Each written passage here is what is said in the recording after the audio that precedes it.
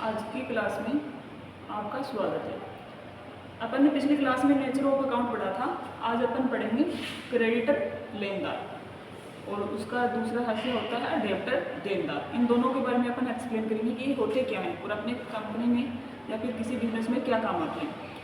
अब बात करते हैं अपन क्रेडिटर। क्रेडिटर क्या होता है? लेनदार, जिससे अपन इनको पैसे लेने होते हैं, ठीक है, उसको अपन क्रेडिटर बोलते हैं। अगर इसकी डेफिनेशन अपन बोले तो देखते हैं बात, जिस व्यक्ति से या कंपनी से, संस्था से माल खरीदा जाता है और उसका पेमेंट उसी समय नहीं किया जाता है, ऐसी एंट्री उधार की एंट्री होती है। जैसे अपन किसी भी पार्टी से माल खरीद देते हैं और उस टाइम पे उसका अपन पेमेंट नहीं करते हैं तो उधारी एंट्री होती है, ठीक है। फिर जिस व्यक्ति या कंपनी से उधार में माल खरीदा जाता है उसे क्रेडिटर कहते हैं, जो हमारे लिए लायबिलिटीज होती है। मतलब जिस भी पार्टी से अपन माल खरीदेंगे और उस पार्टी को अपन ने पेमेंट नहीं किया तो अपनी क्या है? उधारी है, और वो पार्टी अपने लिए क्या होगी? क्रेडिटर होगी। परचेज मतलब अपन ने किसी भी पार्टी से माल खरीदा तो अपन क्या है? क्रेडिटर है, ठीक है। फिर अपना दूसरा आता है डेब्टर। डेब्टर क्या होते हैं? जिसको अपने बिजनेस में पैसे देने होते हैं उसको अपन डेब्टर बोलते हैं। चलो इसकी डेफिनेशन देखते हैं। जिस व्यक्ति या कंपनी को उधार में माल बेचा जाता है उसे डेब्टर कहते हैं। ये व्यापारी के लिए संपत्ति होती है, मतलब एसेट्स होती है। इसके कुछ एग्जाम्पल हैं, वो अपन एक बार देख लेते हैं। Purchase stationery from Suresh, book dept RS 1000। अब स्टेशनरी खरीदी किसने? सुरेश ने, ठीक है। तो देखो नाम से समझ में आ रहा है कि सुरेश का नाम आया है। अभी ऊपर अपन ने पढ़ा है कि परचेज में कोई भी व्यक्ति जब उधार में माल खरीदता है उसका पेमेंट नहीं करता है तो अपन उसको किस में लेते हैं? क्रेडिटर में लेते हैं। तो इसलिए अपना सुरेश क्या है? क्रेडिटर है, ठीक है। तो इसने क्या किया? स्टेशनरी खरीदी। स्टेशनरी खरीदो तो क्या हुआ? खर्चा हुआ।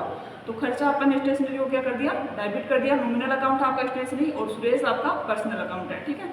तो अपन ने स्टेशनरी को डेबिट किया और टू सुरेश, पर्सनल अकाउंट को अपन ने क्या किया? क्रेडिट किया, ठीक है। तो अब आपकी एंट्री बन गई sundry stationery account DR 1000 to Suresh book dept account 1000, ठीक है। फिर अपन दूसरा एग्जांपल लेते हैं। इसमें सेम, इसमें कैश में दिया इसमें, ठीक है, मतलब नगद की एंट्री है। समझ में आ रहा है कि भुगतान कर दिया नगद में, ठीक है। Paid cash to Suresh book dept RS 1000, ठीक है। तो इसने खर्चा कर दिया, मतलब जो अमाउंट था उसका उसने क्या कर दिया? पे कर दिया।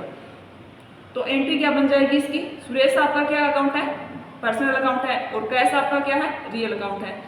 कैश आपके लिए क्या है? एसेट्स है, और ये एक पार्टी का नाम है, ठीक है।